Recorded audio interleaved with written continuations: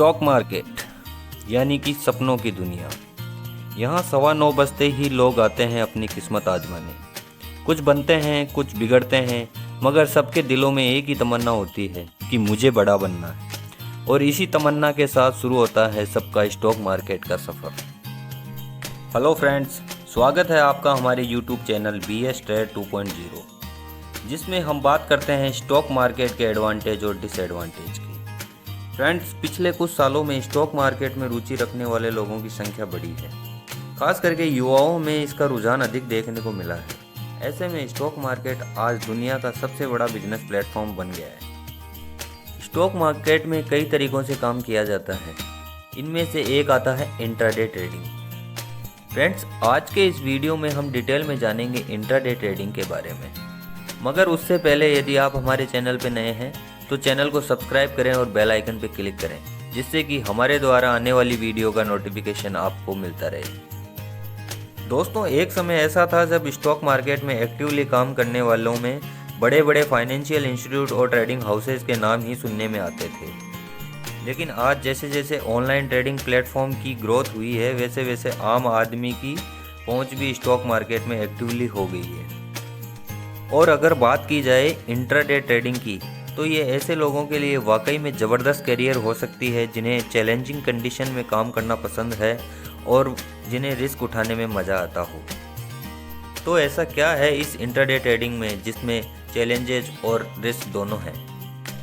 आज के इस वीडियो में हम जानेंगे इंट्राडे ट्रेडिंग कैसे होती है, इंट्राडे ट्रेडिंग कितने तरीक़ों से की जाती है, इसमें कुछ इम्पोर्टेंट बातें और इसमें कौन कौन से रिस्क होते हैं।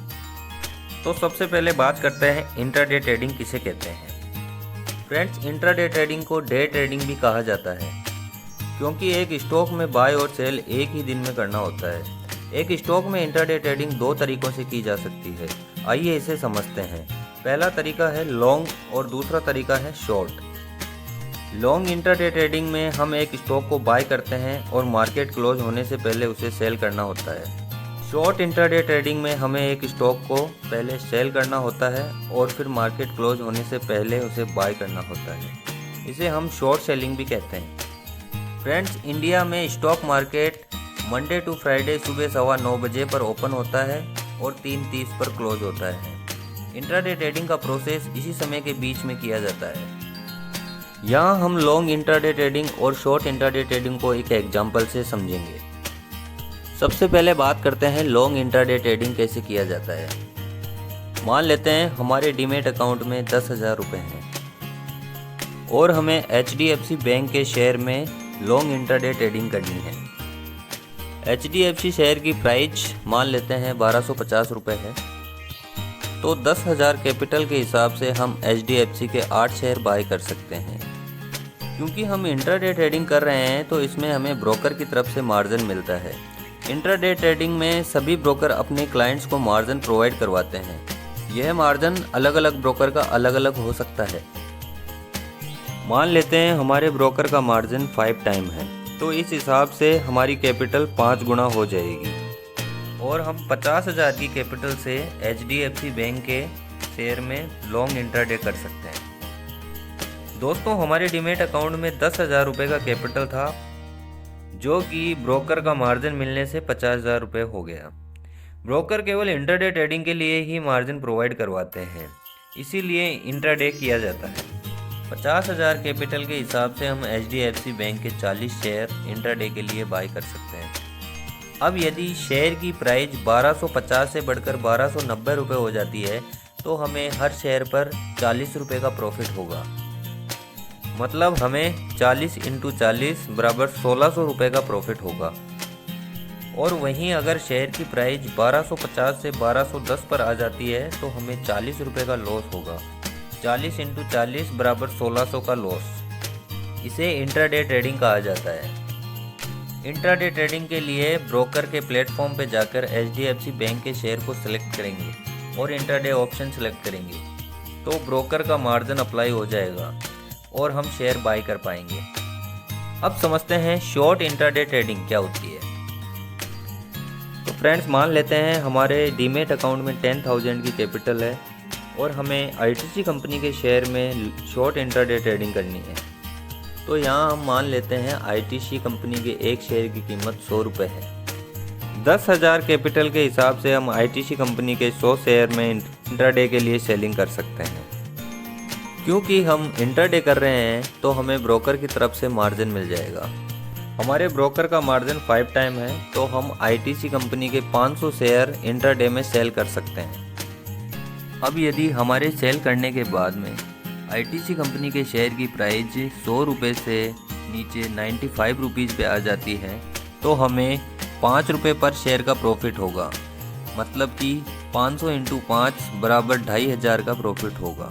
और यदि शेयर की प्राइस 100 रुपये से बढ़कर 105 रुपये आ जाती है, तो हमें 5 रुपये का लॉस हो जाता है।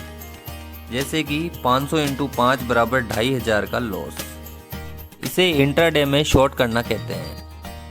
क्योंकि हम इंट्राडे कर रहे हैं तो मार्केट हावर्स के अंदर ही हमें प्रॉफिट या लॉस को बुक करना होता है। फ्रेंड्स, ज़्यादातर लोग इंट्राडे ट्रेडिंग करना पसंद करते हैं। इसके पीछे 2 कारण हैं। पहला, मार्जिन पे ट्रेडिंग, और दूसरा, न्यूज बेस्ड वोलेटिलिटी।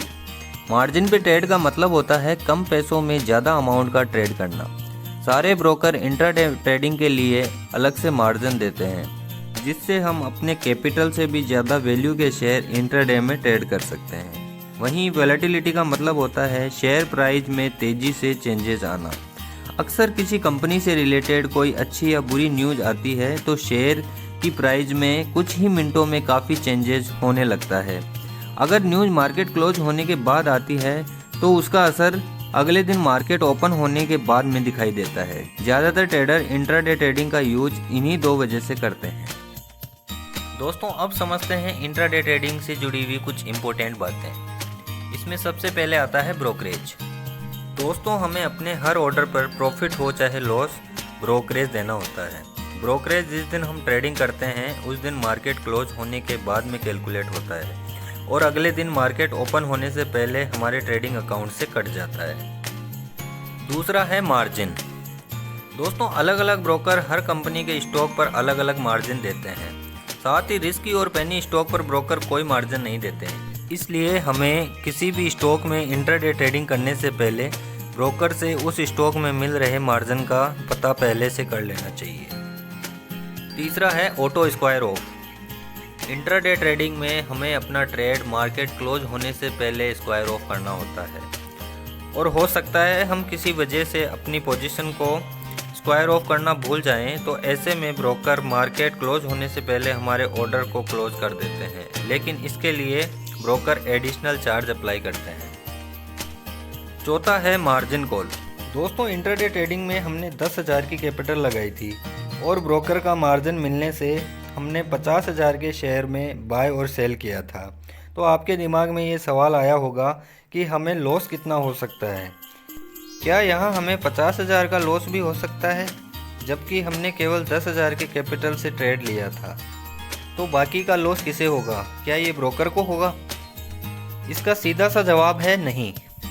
दोस्तों, हमारे ट्रेड लेने के बाद यदि हमें अधिक लॉस होने लगता है तो ब्रोकर की तरफ से कॉल, ईमेल या मैसेजेस आ जाते हैं कि तुरंत अपने डीमेट अकाउंट में फ़ंड अरेंज किया जाए।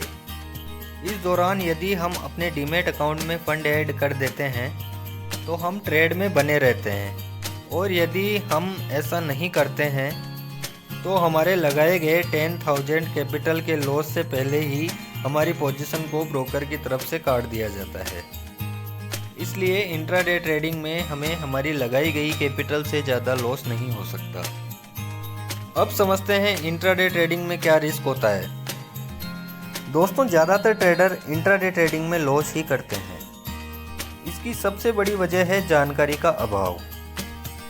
आजकल सोशल मीडिया में कई टेलीग्राम और WhatsApp group trading tips provide करवाते हैं, जिसके आधार पर हमें कभी ट्रेड नहीं लेनी चाहिए, क्योंकि टिप्स के आधार पर हम कभी इंट्राडे ट्रेडिंग में लंबे समय तक प्रॉफिट नहीं कमा सकते। ट्रेडिंग करने से पहले खुद से जानकारी होना बहुत ज़रूरी है। एक अच्छा ट्रेडर हमेशा स्टॉक में टेक्निकल एनालिसिस के आधार पर ट्रेडिंग करता है, जिससे उसकी प्रॉफिट परसेंटेज नए ट्रेडर के मुकाबले ज़्यादा होती है। दोस्तों आखिर में यही कहना चाहूँगा कि हर तरह की ट्रेडिंग में रिस्क होता है, इसलिए हमें हमेशा अच्छी तरह सीखकर कम कैपिटल से शुरुआत करनी चाहिए जब तक हम रेगुलर प्रॉफिट अर्न नहीं कर लेते हैं। आशा करता हूँ आज का वीडियो आपको पसंद आया होगा। जाते जाते वीडियो को लाइक और चैनल को सब्सक्राइब करना ना भूलें। मिलते हैं हमारे नेक्स्ट वीडियो में शेयर मार्केट से जुड़ी और जानकारियों के साथ। धन्यवाद।